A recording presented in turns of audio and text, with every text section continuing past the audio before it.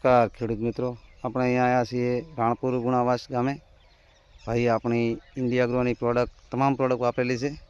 મગફળી કાઢવાનું ચાલુ છે અને આપણે ભાઈને રિઝલ્ટ પણ મળ્યું છે સારું એવું. ભાઈ હાજરમાં નથી, આપણે વિડીયો કાલ બનાવશું બીજો.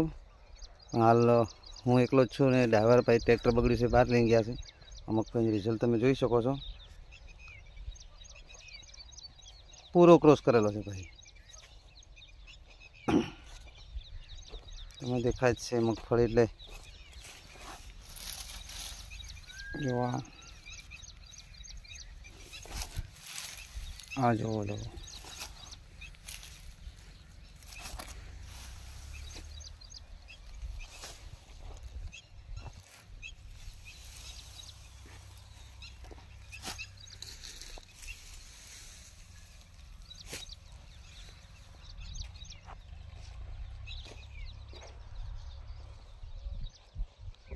ઓરિજિનલ રિઝલ્ટ છે, કોઈ ડુપ્લિકેટ નથી, એક પાળો નથી. જોઈ લો, બધા પાળામાં જોઈ લો.